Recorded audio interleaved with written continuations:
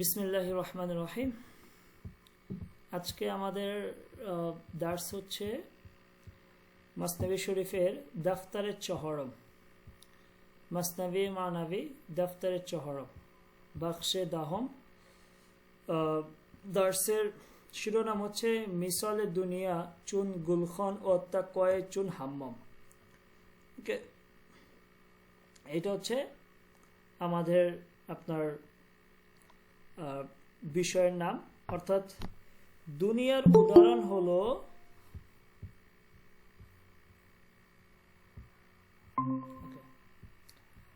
বলতেছে যে মিসলে দুনিয়ার উদাহরণ হলো গুলখন।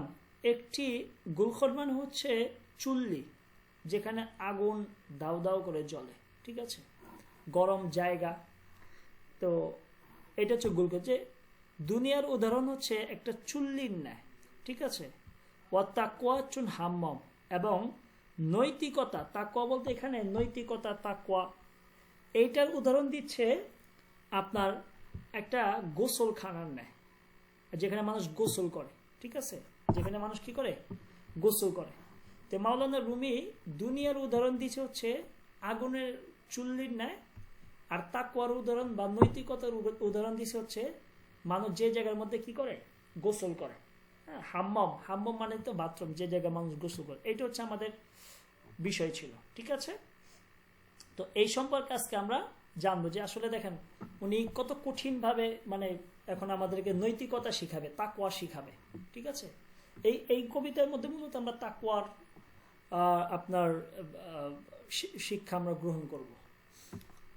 তো কেন এটা দুনিয়াকে উনি আপনার গরম জায়গা বা একটা চুল্লি সাথে তুলনা করেছেন, এবং কেন তাকওয়াকে, নৈতিকতাকে তিনি আপনার গোসলখানার সাথে, বাথরুমের সাথে তুলনা করেছেন। বাথরুম বলতে এখানে মানে যারা গোসল করে, যে জায়গার মধ্যে কাপড় চোপড় ধোয়া হয়, ময়লা পরিষ্কার করা হয়, ওইটা উদাহরণ দিয়েছে।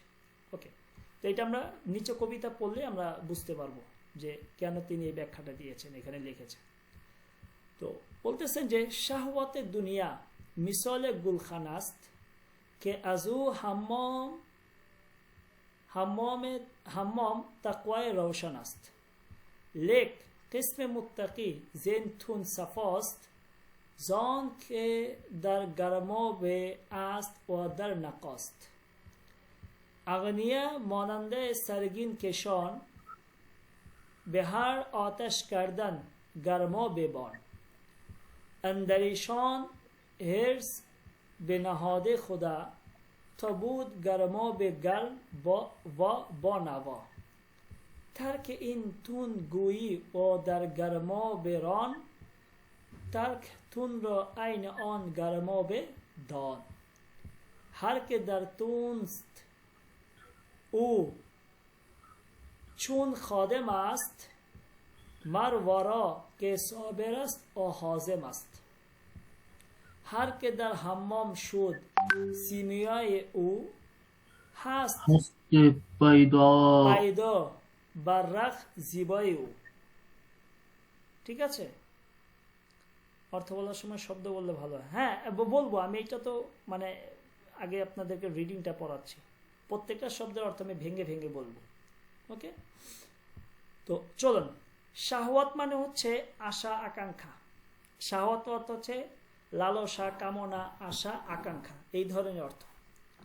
তো শাহওয়াতে দুনিয়ার আশা, আকাঙ্ক্ষা, কামনা, বাসনা হচ্ছে মিসলে গুলখানাস। মিসল মানে উদাহরণ বা মতো। গুলখান আমি আগে বলছিলাম যে হচ্ছে এটা হচ্ছে আগুনের চুল্লি। হ্যাঁ, গুলখানার আরেকটা অর্থ এখানে আপনি নিতে পারেন হচ্ছে ময়লা আবর্জনার স্থান। ওকে, আপনি যদি ময়লা আবর্জনার স্থানও নেন তাহলেও সঠিক। যদি আপনার এখানে আগুনের চুল্লি ধরেন, যেখানে আগুন দাউ দাউ করে জ্বলে, সেই যদি অর্থ নেন সেটাও ঠিক আছে। তো বলতেছে শাহওয়াতে দুনিয়ার কামনা বাসনাটা হচ্ছে মিসলে গুলখানাস্ত, আগুনের চুল্লির ন্যায়, আগুনের চুল্লির ন্যায়, ঠিক আছে। কে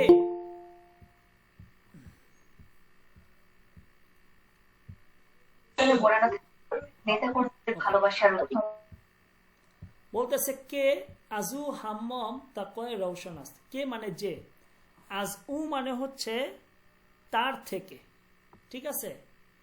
হাম্মম মানে হচ্ছে বাথরুম, তো এখানে হচ্ছে গোসলখানা, যে জায়গা হচ্ছে আপনার কাপড় চোপড় ধোয়া হয়, ময়লা পরিষ্কার করা হয়। তাকওয়া মানে হচ্ছে আপনার নৈতিকতা, খোদা ভীরুতা। রওশনাস্ত মানে হচ্ছে আলো, রওশনাস্ত মানে কি আলো। তো বলতেছে যে শাহওয়াতে দুনিয়া মিসলে গুলখানাস্ত, যে দুনিয়ার কামনা বাসনাটা হচ্ছে একটি আগুনের চুল্লির ন্যায় বা ময়লা আবর্জনার স্থানের ন্যায়। কে যে আজ উ হাম্মমে তাকওয়া রওশনাস্ত, এখানে আগে আপনি খুব সহজেই আপনি একটা জিনিস বুঝে নেন। বলতেছে মানে কি বুঝাতে চাচ্ছে সেটা আগে বুঝেন, যে যেখানে নৈতিকতা ও ধার্মিকতাকে সেই চুল্লিকে আগুন দেয়, এটা হচ্ছে মানে যদি আপনি শাব্দিক অনুবাদ করে থাকেন, ঠিক আছে। এখন কথা হচ্ছে যে নৈতিকতা এই কি বলতেছে এখানে, আর একটা জিনিস খুব সুন্দর করে বুঝে নিয়ে, এখানে মূলত কবি বুঝাতে চাচ্ছে আমাদেরকে যে দুনিয়ার মধ্যে যে রকম কামনা বাসনা রয়েছে, আবার ঠিক দুনিয়ার মধ্যে যদি আপনি মানে মন থেকে নৈতিকতাকে মানে চান বা মন থেকে খোদা ভীরুতাকে যদি আপনি চান, তাহলে সেই দুনিয়ার মধ্য থেকে আপনাকে সেই নৈতিকতা অর্জন করতে হবে। যদিও দুনিয়ার অনেক ধরনের কামনা বাসনা রয়েছে, দুনিয়ার লোভ লালসা মানুষ আকৃষ্ট করে, যেরকম দুনিয়ার খারাপ দিক রয়েছে, আবার আপনি যদি তাকওয়া বা খোদা ভীরুতা চান, তাহলে সেই খারাপ দুনিয়ার মধ্য থেকে আপনাকে তাকওয়া এবং খোদা ভীরুতা অর্জন করতে হবে। অর্থাৎ দুনিয়াকে ছেড়ে কখনোই আপনি তাকওয়া বা খোদা ভীরুতা অর্জন করতে পারবেন না। অর্থাৎ এই দুনিয়ার মধ্য থেকে যেভাবে খারাপ রয়েছে, ঠিক এই দুনিয়ার মধ্যে কিন্তু তাকওয়া রয়েছে, কিন্তু আপনাকে সেই তাকওয়াটা খুঁজে বের করতে হবে, যে কিভাবে আপনি সেই তাকওয়াকে খুঁজে বের করবেন। এখন বোঝাতে যে এই যে কামনা যে বা বাসনাটা, এইটাকে আপনি কি করবেন জানেন, এইটাকে আপনার নৈতিকতা দিয়ে দূরে সরাই দিতে হবে। আপনার খোদা ভীরুতা দিয়ে, আপনার ভিতরে যে আত্মশুদ্ধি, সেটা দিয়ে এই কামনা বাসনাটাকে আপনি দূরে সরাই দিবেন। এই লাইনটার মধ্যে মূলত কবি এই কথাটা বলতেছে, যে দুনিয়া যে কামনা বাসনাটা, এই কামনা বাসনাটা হচ্ছে একটা আবর্জনার ন্যায়। অর্থাৎ দুনিয়ার কামনা বাসনার মধ্যে যদি মানুষ লোভে যদি পড়ে যায়, তাহলে সে মূলত কি করতে হবে, যে ওই দুনিয়ার কামনা বাসনাটা একটা আবর্জনা নেয়। আবার বলতেছে যে এই কামনা বাসনা থেকেই আপনাকে নৈতিকতা খুঁজে বের করতে হবে, আপনাকে তাকওয়াটা খুঁজে বের করতে হবে, যে তাকওয়াটা আপনাকে আল্লাহর দিকে, আল্লাহর পথে, আলোর দিকে নিয়ে যাবে। বুঝে আসছে গালিব?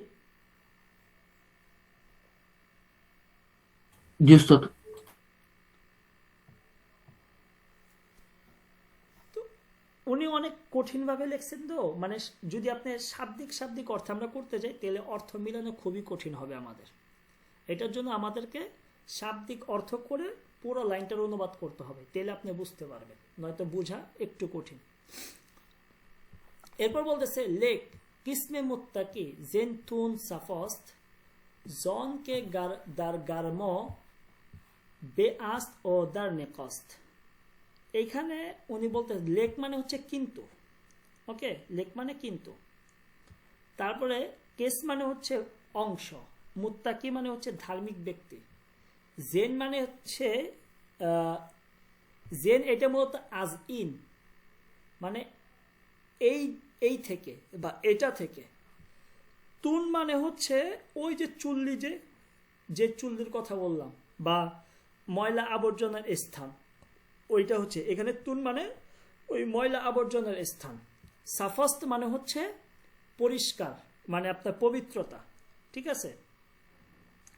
এখন বলতেছে যে কিন্তু বলতে লেখ কিন্তু কেসমে মুত্তাকি, যারা মুত্তাকি ব্যক্তি রয়েছেন, যারা ধার্মিক ব্যক্তি রয়েছেন, তারা কি করে জানেন, আজ ইনতুন, যে এই ময়লা আবর্জনা থেকেই, ঠিক আছে, তারা বলতেছে যে আজ ইনতু, যে এই ময়লা আবর্জনাটাই, অর্থাৎ এই যে ময়লা আবর্জনার স্থানটাই সাফস্ত, পবিত্রতা। অর্থাৎ যারা মুত্তাকি ব্যক্তি, তাদেরকে কিন্তু দুনিয়ার আপনার কামনা বাসনা কখনো গ্রাস করতে পারে না। তো বলতেছে আমরা সাধারণ মানুষরা কি করি, দুনিয়ার কামনা চাকচিক্যে আমরা আপনার পথভ্রষ্ট হয়ে যাই, কিন্তু যারা ধার্মিক ব্যক্তি রয়েছে তাদের জন্য এই দুনিয়ার কামনা বাসনাটাই মূলত পবিত্রতার মাধ্যম। অর্থাৎ তারা এই কামনা বাসনাটা কি করে দেয়, যখন তাদেরকে আকৃষ্ট করতে চায় তারা এই খোদা ভীরুতার মাধ্যমে, তাদের নৈতিকতার মাধ্যমে, তাদের ধার্মিকতার মাধ্যমে এই কামনা লোভ লালসাকে তারা দূরে সরায় দেয়। হ্যালো,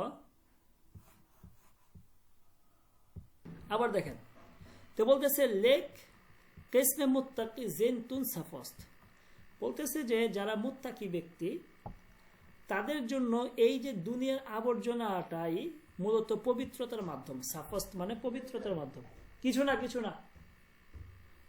তো কিভাবে পবিত্রতার মাধ্যম? কারণ ধার্মিক ব্যক্তিরা কখনো দুনিয়ার লোভ লালসায় তারা আকৃষ্ট হয় না। অর্থাৎ তারা বুঝতে পারে যে কোনটা দুনিয়ার লোভ লালসা, দুনিয়া তাদেরকে ধোঁকা দিতেছে, এই জিনিসটা তারা বুঝতে পারে। তো তারা বুঝতে পারে বিধায় তারা এইটার দ্বারাই তারা নিজেদেরকে পবিত্র করে। এই কথাটা এখানে বোঝাতে চাচ্ছে যে লেক কিন্তু কিসমে মুত্তাকি জেনতুন সাফস্ত, যে যারা ধার্মিক ব্যক্তি রয়েছে তাদের জন্য এই চুল্লি বা এই আবর্জনার স্থানটাই সাফস্ত, মূলত পবিত্রতার মাধ্যম। অর্থাৎ তারা এই দুনিয়ার মাধ্যমে এত লোভ লালসা, এত আপনার কামনা বাসনা, এত উচ্চাবিলাসীর মধ্য থেকেও তারা কি করে, নিজেদেরকে পবিত্র করে। এরপর বলতেছে যে জনকে দার গারমো বে আস্ত ওয়াদার নেকস্ত, ঠিক আছে। জনকে মানে হচ্ছে কারণ, জনকে মানে আজ অনকে কারণ, দার মানে মধ্যে, গারমো বে মানে হচ্ছে কাপড় ধোয়ার যে জায়গা, ঠিক আছে, কাপড় ধোয়ার যে জায়গা বা পবিত্রতার মানে পরিষ্কার করার যে জায়গা। ওকে, ও দার নেকস্ত, নেকস্ত মানে এখানে এটা সিন আসছে, তো এখানে নেকস্ত মানে হচ্ছে আপনার ময়লা, অপবিত্রতা, তারপরে হচ্ছে আপনার এই ভুল ত্রুটি। তাহলে গার্মবে মানে হচ্ছে পবিত্রতা, আর নেকস্ত মানে হচ্ছে অপবিত্রতা, ময়লা। বলতেছে যে কারণ, দেখেন এই লাইনের সাথে মিলবে, জনকে কারণ দার গার্মবে আস ও দার নেকস্ত, কারণ এই দুনিয়ার মধ্যে যেভাবে পবিত্রতার জায়গাও রয়েছে ও দার নিকস্ত সেইভাবে অপবিত্রতার জায়গাও রয়েছে। বুঝতে পারছেন এটা কি বলতেছে? দেখেন এই যে তুন, যেটা তুন আমি কি বলছি, ময়লা আবর্জনার জায়গা, ঠিক আছে। তো বলতেছে যে এই দুনিয়ার মধ্যে যেভাবে ময়লা আবর্জনার জায়গাও আছে, ঠিক পবিত্র পরিষ্কার জায়গাও আছে।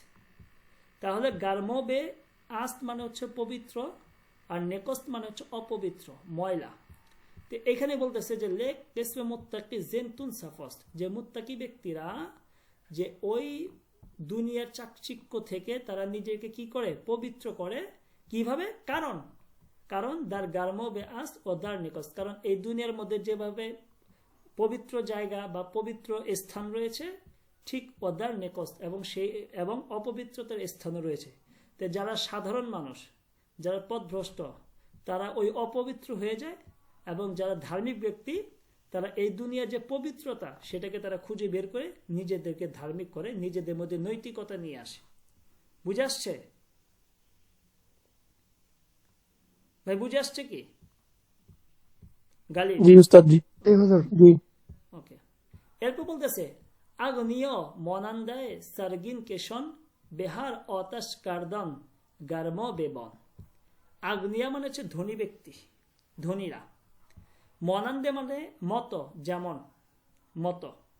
সারগিন কেশন, সারগিন মানে হচ্ছে গোবর বা ময়লা, কেশন মানে হচ্ছে বহনকারী। তো সারগিন কেশন মানে হচ্ছে গোবর বহনকারী বা ময়লা বহনকারী। তো বলতেছে আগ্নিয়া মনান্দে সারগিন কেশন, যে যারা ধনী ব্যক্তি তারা গোবর বহনকারীর নেয়, ময়লা বহনকারীদের নেয়, ঠিক আছে।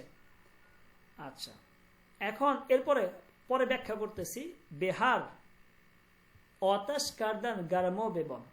বেহার মানে হচ্ছে জন্য, অতাশ কারদান মানে হচ্ছে আগুন জ্বালানো, গার্ম বেবন, ঠিক আছে। গার্ম বেবন মানে হচ্ছে এই আপনার এই গার্মবে বন, এটা হচ্ছে ওই গোসল করার মধ্যে, অর্থাৎ আপনার বা চুল্লি ধরেন, চুল্লির যে জায়গায় এখানে যে সমস্ত কর্মচারীরা কাজ করে থাকে তাকে বলে গার্মবে বন। এখানে মূলত হচ্ছে চুল্লির জায়গায় যে কাজ করে কর্মচারী, সে হচ্ছে গার্মবে বন। ঠিক আছে, এটা হচ্ছে শাব্দিক অর্থ। ঠিক আছে, তো এখানে বোঝাচ্ছে যে এখন চলেন, এখন আমরা ব্যাখ্যাতে চলে যাই। এখানে মূলত কি বোঝাচ্ছে, যে প্রথমে কি বলছে, আগ্নিয়া মনান্দে সার্গিন কেশন, যে যারা ধনী ব্যক্তি রয়েছে তারা হচ্ছে ময়লা বহনকারী। তো এখানে বলতেছে যে ধনী ব্যক্তিদের মধ্যে থেকে যারা শুধুমাত্র সম্পদ অর্জনের নেশায় থাকে, অর্থাৎ সারাদিন শুধু কিভাবে টাকা উপার্জন করবে এই চিন্তা থাকে, এটাকে হালাল না হারাম, এটাকে জায়েজ হচ্ছে না না জায়েজ হচ্ছে, এগুলো চিন্তা করে না, শুধু সারাদিন টাকার চিন্তা করে, এটা হোক বৈধ পথ হোক অবৈধ পথ, তারা দুনিয়ার আর অন্য কোনো কিছু চিন্তা করে না। তো বলতেছে ওই ধরনের ব্যক্তিরা হচ্ছে ময়লা বহনকারীদের ন্যায়, অর্থাৎ গোবর বহনকারীদের ন্যায়। এই লাইনটা বুঝে আসছে, যারা শুধুমাত্র টাকার পিছনে দৌড়ায়। বুঝতে পারছেন এই লাইনটা? হ্যালো, এটা বুঝেন নাই? আগ্নিয়া মনান্দের সার্গিন কেশন, যে ধনী ব্যক্তিরা মূলত ময়লা বহনকারীদের নেয়, গোবর বহনকারীদের নেয়। কেন বলছে? কারণ যারা শুধুমাত্র টাকার পিছনে দৌড়ায়, এটাকে হালালভাবে ইনকাম হইলো না হারামভাবে হইলো এটা চিন্তা করে না, সারাদিন শুধু টাকা কিভাবে তারা টাকা কামাবে এই চিন্তা করে, ওই ধরনের ধনী লোকদের কথা বল, যারা নামাজ পড়ে না, যারা আপনার খোদা, যাদের মধ্যে তাকওয়া নাই, যারা ইবাদত করে না, ধর্মের পথে চলে না, শুধুমাত্র সারাদিন টাকার চিন্তা করে, ওই ধরনের লোকদেরকে বলতেছে যে তারা হচ্ছে ময়লা বহনকারী বা গোবর বহনকারীদের নেয়, অর্থাৎ যাদের মধ্যে কোনো নৈতিকতা নাই, ওই ধরনের মানুষদের কথা বলতেছে। বুঝে আসছে? এখানে কিন্তু ধনী বলতে সব শ্রেণীর ধনীদেরকে বলতেছে না, শুধুমাত্র একটা নির্দিষ্ট শ্রেণীর ধনীদেরকে বলতেছে, যে যারা সারাদিন টাকার চিন্তা করে, যাদের মধ্যে ন্যূনতম নৈতিকতা নাই, মনুষ্যত্ব বোধ নাই, ওই ধরনের ধনীরা হচ্ছে গোবর বহনকারীদের নাই। বুঝতে পারছেন? আচ্ছা, তো বলতেছে যে এরপরে কি বলছে, বেহার অতাশ কার্দান গার্ম বেবন। এখন বলতেছে যে ওই যে আপনার শাব্দিক অর্থ করি, বেহার অতাশ কার্দান গার্ম বেবন। ঠিক আছে, যে যারা ওই চুল্লির মধ্যে যারা কর্মচারী, তাদের কাজ কি, তারা ওই চুল্লির মধ্যে সারাদিন কিভাবে আগুন ধরাতে হবে এইটা হচ্ছে তাদের কাজ, কর্মচারীদের কাজ। একটা যে আগুনে কুণ্ডলি যদি দেখেন, বা আপনার ধরেন নাই যে ইট খোলার যে ইটা যারা কাজ করে, যখন ইটা ধরায় তখন কিছু লোক থাকে সারাদিন ওই আগুনটা তারা ধরায় রাখবে, একটু পরপরই আগুন লাকড়ি দিবে, আগুন ধরাবে। তো চুল্লির মধ্যে যারা থাকে যে সমস্ত কর্মচারী, তাদের কাজই হচ্ছে সারাদিন আগুন ধরানো। এটা হচ্ছে শাব্দিক অর্থ। ঠিক আছে, এখন এখানে কি বোঝাচ্ছে এটা দেখেন, যে বোঝাচ্ছে যে ধনীরা শুধুমাত্র সুবিধা ও আরামের জন্য মানে চেষ্টা করে, নিজেদেরকে আত্মশুদ্ধির জন্য চেষ্টা করে না। এটা যদি আমি ব্যাখ্যা করতে যাই আমরা, যে সমস্ত ধনীরা শুধু টাকার চিন্তা করে, তো এখানে মূলত ওই এটা মূলত তাসবি দিছে এই কারণে এখানে মূলত ধনীদের কথা বুঝাচ্ছে, কিন্তু তাসবি দিচ্ছে কর্মচারীদেরকে দিয়ে। যে সমস্ত কর্মচারীদের কাজ হচ্ছে সারাদিন আগুনের আপনার চুল্লির মধ্যে আগুন জ্বালানো, তো ধনীদেরকে তারা ওই সমস্ত যারা শুধু টাকার চিন্তা করে, ওই সমস্ত ধনীদেরকে ওই কর্মচারীদের সাথে তুলনা করছে। তারা যেভাবে সারাদিন আগুন ধরায়, অন্য কোনো কিছু চিন্তা করে না, ঠিক ওই সমস্ত ধনীদের কথা বলতেছে, যে তারা সারাদিন টাকার চিন্তা করে, তারা কিভাবে আরাম আয়েশে থাকবে সেই চিন্তা করে, তারা নিজেদেরকে পরিশুদ্ধ বা আত্মশুদ্ধির তারা চিন্তা করে না। তো বলতেছে ওই ধরনের লোক হচ্ছে গোবর বহনকারীদের ন্যায়, ওই সমস্ত লোক হচ্ছে ওই চুল্লির মধ্যে আগুন দেওয়া কর্মচারীদের ন্যায়, যারা শুধুমাত্র সারাদিন আরামের চিন্তা করে, কিন্তু নিজেদের মধ্যে কোনো নৈতিকতা নিয়ে আসে না, নিজেদের মধ্যে কোনো আত্মশুদ্ধি নিয়ে আসে না, নিজেদের মধ্যে কোনো ধর্মভীরুতা নাই, নিজেদের মধ্যে কোনো ধার্মিকতা নাই। বুঝে আসছে? জি উস্তাদ। বাকি কি সাবির শাহ, আপনি কি কথা বুঝতেছেন আমার? জি হুজুর, আমরা বুঝতেছি। আচ্ছা, বেলাল ভাই। এরপরে বলতেছে যে দেখেন, মানে রুমি কবিতা তো অনেক মানে গভীর একটা। দেখেন, উনি ধনী ব্যক্তিদেরকে তুলনা দিয়েছেন হচ্ছে আগুনের, যারা আগুন জ্বালায় এই সমস্ত লোকদের সাথে, যাদের চিন্তা হচ্ছে সারাদিন আগুন জ্বালানো। ঠিক যারা কিছু ধনী লোক আছে, সারাদিন তাদের চিন্তা হচ্ছে কিভাবে টাকা দিয়ে তারা আরামে এসে থাকবে। হ্যাঁ, কিন্তু নিজেদের ভিতরে কোনো ধর্মভীরতা, নৈতিকতা এই সমস্ত কোনো কিছু তাদের মধ্যে নাই। ওকে, এরপরে বলতেছে যে আন্দারিশন হেরস বেনাহদে খোদা তবুদ গার্ম বে গার্ম বনাব। দেখেন, আন্দারিশন মানে হচ্ছে, আন্দার মানে হচ্ছে ভিতরে, শন মানে তাদের। তা আন্দারিশন মানে কি? তাদের মধ্যে। হেরস মানে হচ্ছে লোভ, ঠিক আছে। বেনাহদে মানে হচ্ছে স্থাপন করা, খোদা মানে হচ্ছে আল্লাহ তাআলা, ঠিক আছে। যে আন্দারিশন হেরস বেনাহদে খোদা, যে আল্লাহ তাআলা তাদের অন্তরের মধ্যে লোভ তৈরি করে দিছে। কি তৈরি করে দিছে? লোভ, ঠিক আছে। অর্থাৎ আল্লাহ তাআলা তাদের অন্তরের মধ্যে একটা লোভ সৃষ্টি করে দিছে। আন্দারিশন হেরস বেনাহদে খোদা, যে আল্লাহ তাআলা তাদের অন্তরের মধ্যে একটা লোভ তৈরি করে দিছে, একটা লোভ স্থাপন করে দিছে। বেনাহদে মানে স্থাপন করা। তো এখানে তো লোভ স্থাপন করা হয় না, লোভ তৈরি করা। যে তাদের অন্তরের মধ্যে এক ধরনের লোভ সৃষ্টি হয়েছে, লোভ তৈরি হয়েছে। আর এটা কি করছেন? আল্লাহ তাআলাই তাদের অন্তরের মধ্যে এটা করে দিছে। এরপর বলতেছে যে তবুদ গার্ম বে গান বনাব। ত মানে যেন, বুধ মানে মানে থাকা, থাকে আর কি। গার্ম বে মানে হচ্ছে ওই চুল্লি বা আপনার ওই এখানে গার্ম বে মানে হচ্ছে ওই চুল্লি বলতে পারেন। তারপরে হচ্ছে আপনার কি বলে এটাকে, ওই গোসল করার জায়গা বলতে পারেন। এটা হচ্ছে শাব্দিক অর্থ, কিন্তু এখানে গার্মবে ওই চুল্লি বা আপনার গোসল করার জায়গা দ্বারা এখানে মাওলানা রুমি মূলত আত্মশুদ্ধিকে বোঝাচ্ছেন, ঠিক আছে। আত্মশুদ্ধিকে বোঝাচ্ছেন। যেভাবে আপনি আগুনের মাধ্যমে যে কোনো একটা জিনিস পুড়ে একেবারে আপনার বিশুদ্ধ করতে পারেন অনেক কিছু, ঠিক আবার গোসলখানার মধ্যে আপনি চাইলে পানি দিয়ে সবকিছু পরিষ্কার করে ফেলতে পারেন। এটার জন্য উনি মূলত ওই আগুনের চুল্লি বা আগুন অথবা এই যে গোসলখানার কথা বলতেছেন, যে আপনি চাইলেই পানি দিয়ে ওই গোসলখানাটা পরিষ্কার করতে পারেন। তো এখানে মূলত আত্মশুদ্ধি, পরিশুদ্ধির কথা বলতেছেন। এটার জন্য উনি এটার সাথে এটা তুলনা দিয়েছেন। তারপরে বলতেছে যে গার মানে হচ্ছে গরম, ঠিক আছে। আর বনাব মানে হচ্ছে আরামদায়ক, আরামদায়ক। তো বলতেছে যে থ বুধ গার্ম বে গার্ম বনাওয়া, যাতে করে ওই গোসলখানাটা বা সানখানাটা গরম এবং আরামদায়ক থাকে। এটা হচ্ছে শাব্দিক অর্থ, গরম এবং আরামদায়ক থাকে। এখন এই লাইনের সাথে এই লাইন আমরা মিলাবো, অর্থ মিলাবো, ঠিক আছে। তো বলতেছে যে আন্দারিশন হেরসে বেনাহতে খোদা, যে আল্লাহ তাআলা তাদের অন্তরের মধ্যে লোভ তৈরি করেছেন।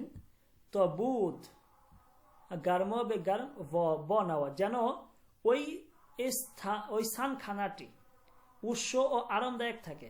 এটা হচ্ছে আমাদের শাব্দিক অর্থ। এখন আমরা একটু ব্যাখ্যায় যাই, যে এখানে আল্লাহ তাআলা লোভ বলতে কি বুঝাইছে। এখানে লোভ বলতে মূলত আল্লাহ তাআলা হচ্ছে আমাদের দুনিয়াতে যে সমস্ত পরীক্ষা হয়ে থাকে, পরীক্ষার কথা বোঝাচ্ছে, ঠিক আছে। এখানে লোভ দ্বারা উদ্দেশ্য হচ্ছে পরীক্ষা। আমরা যে সমস্ত খোদা তাআলার পরীক্ষা নিরীক্ষা আছে না, অর্থাৎ উনি আমাদেরকে সম্পদ দিয়ে আমাদেরকে পরীক্ষা করে থাকেন, আমাদেরকে আপনার পরিবার, আত্মীয় স্বজন, সন্তান দিয়ে পরীক্ষা করে থাকেন। তো এখানে লোভ বলতে পরীক্ষার উদ্দেশ্য, ঠিক আছে। যে বলতেছে যে আল্লাহ তাআলা তাদের স্বভাব অনুযায়ী লোভ এবং পরীক্ষা দিয়েছেন। অর্থাৎ তাদের ওই যে সমস্ত লোকদের লোভ আছেন বা দুনিয়ার মানুষের মধ্যে তাদের স্বভাব অনুযায়ী আল্লাহ তাদের অন্তরের মধ্যে লোভ তৈরি করে দিয়েছে। অর্থাৎ এই লোভের মাধ্যমে তিনি পরীক্ষা করেন যে আসলে তার বান্দাটা কতটুকু তার প্রতি মানে তাকে ভয় করে, তার বান্দার মধ্যে কতটুকু খোদা ভীতি রয়েছেন, তাকওয়া ভীতি রয়েছেন। এটা মূলত আল্লাহ তাআলা ধন সম্পদের মাধ্যমে পরীক্ষা করে থাকেন, সন্তান সন্ততির মাধ্যমে পরীক্ষা করে থাকেন। যদি মানুষকে ধন সম্পদ দিয়ে হয়, দেখবেন তারা কিন্তু আল্লাহকে ভুলে যায়, আবার যখন বিপদে পড়ে তখন আল্লাহকে স্মরণ করে। তো এখানে হেরস দ্বারা যে আল্লাহ তাআলা তাদেরকে পরীক্ষা করতেছে, এটা বোঝাচ্ছে। ওকে, এরপর বলতেছে যে তবুদ গার্ম বে গার্ম বনাওয়া, যেন সানখানাটি উৎস এবং আরামদায়ক থাকে। এটা তার উদ্দেশ্য হচ্ছে যে ধনীরা চুল্লি বা জীবনকে আরামদায়ক রাখার চেষ্টা করে, কিন্তু প্রকৃত নৈতিক চর্চা নেই। এখন আসে, এই যে যারা ধনী ব্যক্তি, তারা সম্পদের মাধ্যমে যখন আল্লাহ তাআলা তাদেরকে টাকা পয়সা দেয়, তখন সেই টাকা পয়সার মাধ্যমে তারা আরামে থাকার জন্য চেষ্টা করে। কি থাকার জন্য চেষ্টা করে? যে তারা কিভাবে নিজেরা আরামে থাকবে, কিভাবে নিজেরা সুখে থাকবে, সেই চিন্তা থাকে। কিন্তু আল্লাহ যে তাদেরকে সম্পদ দিয়েছে, এই সম্পদ দিয়ে যে গরিবদেরকে সাহায্য করতে হবে, এই সম্পদের যে জাকাত দিতে হবে, নির্দিষ্ট পরিমাণ সম্পদ হইলে যে আপনার হজ করতে হবে, দান সৎকার করতে হবে, এই সমস্ত জিনিস মানুষ ভুলে গিয়ে যারা ধনী ব্যক্তি রয়েছেন, তারা নিজেরা কিভাবে আরাম আয়েশে থাকবে, একটা বাড়ি হইলে আরো 4টা বাড়ি করার চিন্তা করে, লন্ডনে গিয়ে থাকার চিন্তা করে। তা আল্লাহ বলতেছেন যে আমি এই সমস্ত সম্পদের মাধ্যমে তাদেরকে পরীক্ষা করি, যে দেখি আসলে তারা কি করে। এখন বলতেছে যে ওই সমস্ত ব্যক্তিরা যখন আল্লাহ তাদেরকে সম্পদের মাধ্যমে পরীক্ষা করে, তারা শুধু ওই কি করে, ওই চুল্লির মধ্যে যেভাবে কর্মচারী সারাদিন আগুন দিতেই থাকে, ওই ধনী ব্যক্তিরাও কি করে, সারাদিন শুধু এই চিন্তা করে আমি কিভাবে আরামে থাকবো, আমি কিভাবে সুখে থাকবো। কিন্তু আরো যে চারপাশে সমাজের মধ্যে সম্পদের মাধ্যমে যে দান সৎকার করতে হবে, দান সৎকার মাধ্যমে যে আল্লাহর নৈকট্য লাভ করতে হবে, খোদা ভীরুতা লাভ করতে হবে, জাকাতের মাধ্যমে যে নিজেদের ধন সম্পদ পবিত্র করতে হবে, এই চিন্তা ধনী মানুষ করে না। তো বলতেছে যে এই চিন্তা যে করে না, তার মধ্যে তার মানে তাদের মধ্যে কোনো নৈতিকতা নাই, তাদের মধ্যে কোনো ধার্মিকতা নাই, তারা শুধুমাত্র সারাটা দিন নিজের সাথে চিন্তা করে। তো এইখানে মূলত আপনার ওই চুল্লি দ্বারা মূলত আত্মশুদ্ধিকে বোঝাচ্ছে, যে তাদের উচিত ছিল নিজেকে পরিশুদ্ধ করা সম্পদের মাধ্যমে, দান সৎকার মাধ্যমে, কিন্তু তারা সেটা না করে সারাদিন কিভাবে আরামে থাকবে, কিভাবে সুন্দরভাবে থাকবে, নিজে সুখে থাকবে, সেই চিন্তা করে। ক্লিয়ার? বুঝে আসছে কি? হ্যালো? জি হুজুর, বুঝতেছি মন দিয়ে। আমি জানি না আসলে, কিন্তু ওনার এইগুলো তো সরাসরি আসলে দেখেন, মানে কি বলবো, কিসের সাথে কিসের তুলনা দিয়েছে, কত চমৎকার করে। একটা গোসলখানাকে উনি আত্মশুদ্ধির সাথে, পবিত্রতার সাথে তুলনা করতেছে। দেখেন কেন, কিভাবে আপনি একটা বাথরুমে গেলে আপনি নিজেকে কি করতে পারবেন, পরিষ্কার করতে পারবেন গোসল করার মাধ্যমে, বা আপনার কাপড় পরিষ্কার করতে পারবেন। তো উনি মূলত বাথরুমটাকে ওই মানুষের উচিত কি, তার অন্তরটাকে পরিশুদ্ধ করা। তো বাথরুমে গেলে মানুষ যেভাবে নিজেকে পরিষ্কার করে পানির মাধ্যমে, কাপড় চোপড় ধৌত করে, ঠিক প্রত্যেকটা মানুষের উচিত হচ্ছে নিজের অন্তরকে, আত্মাকে পরিশুদ্ধ করা। তো উনি কিসের সাথে কত চমৎকার করে তুলনা দিছে। ওকে, এরপরে বলতেছে যে তারকে ইনতুন গুই ও দার গার্ম বেরন তার তুন্ড আইন অন গার্ম বে দন। চলেন এরপর আমরা দেখি যে উনি কি বলতেছে। তারকে ইন, তার্ক মানে হচ্ছে ত্যাগ করা। হ্যাঁ, তো তারকে ইনতুন, তুন মানে হচ্ছে এখানে আপনার, আচ্ছা বলতেছে যে এই তুন দ্বারা তো আমরা বলছিলাম যে ওই যে আপনার চুল্লি বা ওই সানখানা, গোসলখানা, অথবা আপনার এই দুনিয়াবি লোভ লালসা কামনা, যেটা এটা বোঝায়। তো বলতেছে তারকে ইনতু, বলতেছে যে এই লোভ লালসা কামনা ছেড়ে দাও। এখন বলতেছে যে এগুলো পরিত্যাগ করো। তারকে ইনতুন, এই যে দুনিয়াবি লোভ লালসা, এই সমস্ত জিনিসগুলো তার পরিত্যাগ করো। তারপর হচ্ছে গুই বলো ওদার গার্ম বেরম, তার ও মানে এবং, দার মানে মধ্যে, গার্মবে মানে সানখানা, রন মানে প্রবেশ করা, ঠিক আছে। এবং বলতেছে যে তারকে ইনতুন, যে এই দুনিয়ার লোভ লালসা তুমি কি করো, পরিত্যাগ করো, হ্যাঁ, মানে ওই আপনার লোভ লালসা পরিত্যাগ করে বলতেছে দ্বার গার্ম বেরন, এবং তুমি কি করো, সানখানায় প্রবেশ করো। রন মানে প্রবেশ করা, অর্থাৎ তুমি দুনিয়ার লোভ লালসা পরিত্যাগ করে সানখানা, এখানে সানখানা বলতে আমি আগে বলছিলাম আগের লাইনে যে গার্মবে মানে মূল অর্থ হচ্ছে আপনার সানখানা, গোসলখানা, কিন্তু এখানে মাওলানা রুমি মূলত আত্মশুদ্ধিকে বোঝাচ্ছে, পরিশুদ্ধ বলতেছে যে দুনিয়ার লোভ লালসা ছাড়ো এবং তার গার্মবে রন, এবং নিজেকে আত্মশুদ্ধির মধ্যে প্রবেশ করাও। এখন উনি উপদেশ দিতেছেন, বুঝে আসছে? আবার খেয়াল করেন, তার কে ইন তুন, যে দুনিয়ার লোভ লালসাকে ছেড়ে দাও, অদার গার্ম বেরন, এবং তুমি কি করো, নিজেকে পরিশুদ্ধতার মধ্যে, আত্মশুদ্ধির মধ্যে নিজেকে নিয়োজিত করো। বুঝে আসছে? জি হুজুর। আচ্ছা, বুঝে আসছে নি? এই লাইনটা কিন্তু খুব মানে কি, যে দুনিয়ার লোভ লালসা ছাড়ো এবং নিজেকে আত্মশুদ্ধির মধ্যে নিয়োজিত করো, এই লাইনের অর্থ হচ্ছে এইটা। এ বলতেছে তার্ক তুনর আইন অন গার্ম বেদন, তার্ক মানে আবার পরিত্যাগ করা, তুন মানে এখানে ওই যে আপনার দুনিয়ার লোভ লালসা, তারপরে র মানে কি, আইন মানে আসল, ঠিক আছে, অন মানে সেই, গার্মবে মানে হচ্ছে ওই সানখানা মানে ওই যে পরিশুদ্ধিতা, আর দন মানে জানো, ঠিক আছে? তো বলতেছে যে তার কে তুনরা আইন অন, বলতেছে এই দুনিয়ার লোভ লালসাটাকে পরিত্যাগ করাটাকে আইনে অন মানে আসল জানো। আইনে আন মানে হচ্ছে কি আসল, অন মানে অন, আইনে অন যে আসল জানো, গার্মবেদন অর্থাৎ দুনিয়ার এই লোভ লালসাটাকে পরিত্যাগ করে ওই পরিশুদ্ধির মধ্যে প্রবেশ করাটা, এটাকেই তুমি তোমার দুনিয়ার মূল বিষয় হিসাবে জেনে রাখো।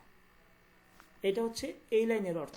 আবার দন মানে জানা, জানো, গার্ম মানে হচ্ছে কি ওই পরিশুদ্ধির মধ্যে প্রবেশ করাটাই দন, তুমি জানো। আবার তার কে তুনর আইন, যে এই যে তুমি যে এখানে রুমি বলল যে দুনিয়ার লোভ লালসাটাকে ছেড়ে তার গার্ম বেরন, নিজেকে পরিশুদ্ধির মধ্যে নিয়োজিত করো, বলতেছে এই কথাটাই বলতেছে তার কে তুনর আইন, যে এই যে দুনিয়ার লোভ লালসাটাকে পরিত্যাগ করাটাকেই করে গার্মবেদন এবং ওই পরিশুদ্ধির মধ্যে প্রবেশ করাটাকেই তুমি তোমার জীবনের মূল লক্ষ্য হিসেবে, আইনে অন মূল লক্ষ্য হিসেবে দন মানে জানো।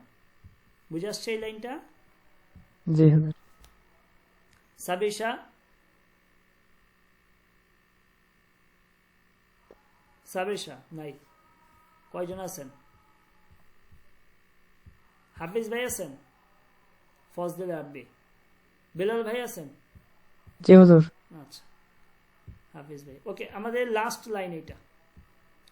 এরপর বলতেছে হার কেদার তুনস্তে উ চুল খদে মাস্ত মার বর কে সবেরাস ও হজে মাস্ত। এখন বলতেছে যে হার কে মানে যে কেউ, হার কে মানে যে কেউ, দার মানে মধ্যে, তুনস্ত মানে হচ্ছে তুনাস্ত। কে বললো এটা? হুজুর আমি বিল্লাল। হ্যাঁ, তুনাস্ত, চমৎকার বলছেন, আমি ভুল বলছি মনে হয়।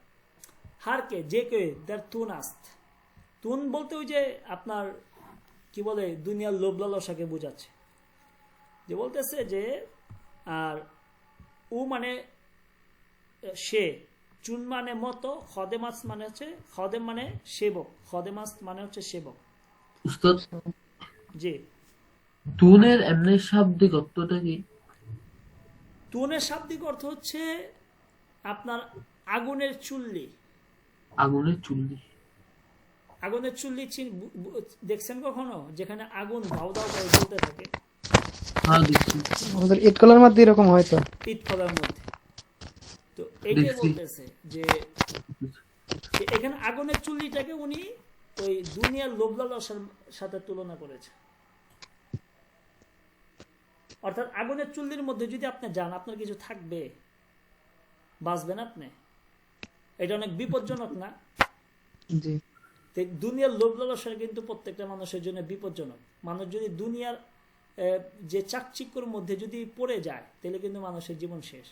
আল্লাহকে আমাদেরকে দুনিয়ার এই চাকচিক্যর মধ্যে পড়ার জন্য দুনিয়াতে পাঠাইছে, নাকি নিজেকে পরিশুদ্ধ মানে নিজেকে শুদ্ধ করার জন্য দুনিয়াতে পাঠাইছে। তো এটা বলতেছে যে হারকে যে কই দার তুনাস্ত উচুন খদেমাস্ত, বলতেছে কোনো ব্যক্তি বা যে কেউই বা যে ব্যক্তি, হারকে এখানে যে ব্যক্তি দার তুনাস্ত অর্থাৎ সেই চুল্লিতে থাকে, অর্থাৎ ওই চুল্লির কর্মচারী, যে ব্যক্তি ওই চুল্লির কর্মচারী হিসাবে নিয়োজিত থাকে, বলতেছে চুন খদেমাস, সে সাধারণত একটা খাদেম সেবক হিসাবে থাকে। আবার খেয়াল করেন, হারকে দার তুনাস্ত ও চুন খদেমাস, যে ব্যক্তি দার তুনাস্ত ওই চুল্লির মধ্যে থাকে, ও চুন খদেমাস, সে একটা সেবক, সেবকের ন্যায়, অর্থাৎ সেবা করবে, সে আর কোনো কাজ নাই, সেবকের ন্যায়, অর্থাৎ সে কাজ করবে এখানে। এই দুনিয়ার কথা বলতেছে যে এই লোভ লালসার মধ্যে পড়ে যায়, সে মানে একটা সেবক, মানে একটা সাধারণ মানুষের মতন থাকবে, অন্য কোনো কিছু নিয়ে থাকবে না। এটা আমরা পরে ব্যাখ্যা করতেছি। এরপর বলতেছে মার বড়, মার বড় মানে হচ্ছে তার জন্য, কে সবের আস্ত, যে সবের আস্ত মানে ধৈর্যশীল, ওয়া এবং হজেমাস্ত মানে সংযমী, ঠিক আছে। তো বলতেছে যে সেই ব্যক্তি ধৈর্যশীল এবং সংযমী হতে পারে, এটা হচ্ছে আপনার শাব্দিক অর্থ। চলেন আমরা এখন ব্যাখ্যার দিকে যাই, এখন ব্যাখ্যাটা আমরা দেখব যে ব্যাখ্যা কি করতেছে। হ্যাঁ, দেখি যে হারকে দার তুনাস উচুন খদেমাস মার বড় কে সবেরাস অহজেমাস, যে যে ব্যক্তি চুল্লির মধ্যে থাকে সে সেই চুল্লির সেবক মাত্র, অন্য কোনো কিছু না, শুধুমাত্র একজন সেবক, ঠিক আছে। এখন এখানে বলতেছে যারা নৈতিক চর্চায় নিয়োজিত, তারা ধৈর্য এবং নিয়ম মেনে কাজ করে, খেয়াল করবেন। তো বলতেছে যারা নিজেদেরকে নৈতিক চর্চার মধ্যে নিয়োজিত রাখবে, তারা সবকিছুর মধ্যে ধৈর্যশীল হিসাবে থাকবে, ঠিক আছে। অর্থাৎ আপনি দুনিয়ার মধ্যে যদি থাকেন, আমরা যে দুনিয়াতে আছি, আমরা কত বিপদ আপদের মধ্যেও আছি। আমি শুরুতে একটা কথা বলছিলাম যে এই দুনিয়ার মধ্যে যেভাবে আপনার খারাপ দিক রয়েছে, আবার এই দুনিয়াকে পরিত্যাগ করে আপনি খোদা বিরত পারবেন না। অর্থাৎ এই দুনিয়ার মধ্যে থেকে আপনাকে ধার্মিকতা অর্জন করতে হবে, তাকওয়া অর্জন করতে হবে। কিভাবে করবেন সেটা 2-3 লাইন পরে আসছিল, যে মুত্তাকি ব্যক্তিরা কখনোই কি করে, এই দুনিয়ার লোভ লালসা যখন তাদেরকে আকৃষ্ট করতে যায়, তখন সেটাকে তারা দূরে সরায় ওই লোভ লালসা থেকে তারা নৈতিকতাটাকে খুঁজে বের করে, তারপরে সেটা তারা নিজেদের মধ্যে নিয়ে আসে। তো এখানে বলতেছে যে যে ব্যক্তি ওই চুল্লির মধ্যে কাজ করে সে একজন সেবকের ন্যায়। এখন বলতেছে যদি ওই চুল্লিতে সে নিয়মতান্ত্রিক কাজ করে থাকে, তাহলে আপনার সে যথাযথভাবে কাজ করতে পারবে। এটা দ্বারা বোঝাচ্ছে যে আপনার মধ্যে যদি নৈতিক চর্চা থাকে, তখনই কিন্তু আপনার ভিতরে ধৈর্য চলে আসবে, আপনি কিন্তু নিজেকে সংযমী করতে পারবেন, ঠিক আছে, নিজেকে কি করতে পারবেন, সংযমী করতে পারবেন। তো এখানে বলতেছে যে সেখানে ধৈর্যশীলতা ও নিয়ম প্রয়োজন। আপনি যদি নিয়মতান্ত্রিক কাজ করে থাকেন, শুধু এখানে এইটা কেন, দুনিয়ার যেখানে যাবেন, যে জায়গাতে চাকরিতে যাবেন, আপনি যদি নিয়ম অনুযায়ী কাজ করে থাকেন, দেখবেন আপনার মধ্যে এমনিতেই ধৈর্য এই জিনিসটা চলে আসবে, আপনার মধ্যে একটা নৈতিকতা চলে আসবে, আপনার মধ্যে একটা মানে ভালো দিক চলে আসবে। আর যদি আপনি অনেক ভালো জায়গায় যদি চাকরিতে যান, কিন্তু আপনি যদি সেই চাকরি ঠিক রকম না করে থাকেন নিয়মতান্ত্রিকভাবে, তখন কিন্তু আপনার ভিতরে নৈতিকতা নাই বললেই চলে। আমি একটা মাদ্রাসায় চাকরি করলাম কিন্তু নিয়ম মানলাম, তাহলে আমার ভিতরে কি নৈতিকতা আছে? এইটাই বলতেছে যে আপনি যেখানে কাজে যাবেন সেখানে আপনাকে অবশ্যই নিয়মতান্ত্রিক কাজ করতে হবে এবং আপনার মধ্যে নৈতিকতা নিয়ে আসতে হবে। এটা হচ্ছে এই হারকে দার তুনাস ও চুন খাদেমাস, এটার ব্যাখ্যা। এরপর বলতেছে যে মার বড় কে সবেরাস ও হজেমাস, বলতেছে যে কারণ নৈতিক চর্চার মধ্যে, এটার ব্যাখ্যাটা এইভাবে যে বলতেছে যে মার বড় কে সবেরাস ও হজেমাস, সবের মানে ধৈর্যশীল, হজে মানে আপনার সংযমী, ঠিক আছে, সংযমী বা নিয়মতান্ত্রিক যে কোনো জিনিস কাজ করা। বলতেছে যে তার জন্য কার জন্য? ওই যে ব্যক্তি এখানে কাজ করে, নিয়মতান্ত্রিক মাফে কাজ করে, বলতেছে যে কারণ ওই ব্যক্তির জন্য অবশ্যই ধৈর্য এবং নিয়মতান্ত্রিক ভাবে নৈতিক চর্চাটা তার জন্য একটা অপরিহার্য বিষয়। এখানে আমি জানি না আপনাদেরকে আমি বুঝাইতে পারলাম কিনা পুরো লাইনটা, যে আমি একটু শাব্দিক অর্থ বলে দিই, যে আপনি যে জায়গাতে যাবেন আপনাকে নিয়মতান্ত্রিকভাবে যদি আপনি কাজ করতে পারেন তাহলে আপনার মধ্যে একটা নৈতিক চর্চা চলে আসবে, আর নৈতিক চর্চা যদি চলে আসে তাহলে আপনার ভিতরে এমনিতেই একটা ধৈর্যশীলতা, ক্ষোধাভীরতা, সংযমী একটা মনোভাব আপনার ভিতরে চলে আসবে। এই কথাটা বলতেছে, কারণ আপনাকে অবশ্যই নৈতিকতা, সংযমী, ধৈর্যশীলতা এটা প্রত্যেকটা মানুষের জীবনে একটা অপরিহার্য বিষয়। যদি এইটা আপনি নিজের ভিতরে না আনতে পারেন তাহলে আপনার ভিতরে ধার্মিকতা বলতে কোনো কিছু থাকবে না। তাহলে আপনি ওই ধনী ব্যক্তিদের ন্যায় আগ্নিয়া মনান্দে সার্গিন কেশিন, ঠিক আছে, বলছিল না যে ধনী ব্যক্তিরা ময়লা বহনকারীদের ন্যায়, তখন আপনি ওই সমস্ত ব্যক্তির ন্যায় হয়ে যাবেন যারা সারাদিন শুধু নিজেদের চিন্তা করে, কোনো নৈতিকতার চিন্তা করে না। তা আপনার কাজের মধ্যে গিয়ে যদি নিয়মতান্ত্রিকভাবে কোনো কাজ না করে থাকেন তাহলে আপনার ভিতরে কোনো ধৈর্যশীলতা, কোনো সংযমী, কোনো নৈতিকতা আপনার ভিতরে আসবে না। আর যদি আপনি নিয়মতান্ত্রিকভাবে কাজ করে থাকেন তাহলে আপনার জন্য অবশ্যই ধৈর্য এবং সংযমী এইটা আপনার মধ্যে চলে আসতে বাধ্য, অপরিহার্য, অটোমেটিকলি তারা আসবে আপনার ভিতরে। যদি আপনি নিয়মতান্ত্রিকভাবে কোনো কাজ করতে পারেন তাহলে আপনাকে নিয়ে আসতে হবে না, ধৈর্য আপনার ভিতরে এমনিই চলে আসবে, সংযমী, সংযত এটা আপনার ভিতরে এমনিতেই চলে আসবে। এই লাইনটার মধ্যে মূলত এইটাই বলতেছে যে আপনার নিজের আনতে হবে না, আপনার ভিতরে অটোমেটিকলি ধৈর্যশীলতা চলে আসবে যদি আপনি নিয়মতান্ত্রিকভাবে কোনো কাজ করতে পারেন। বুঝে আসছে? জি।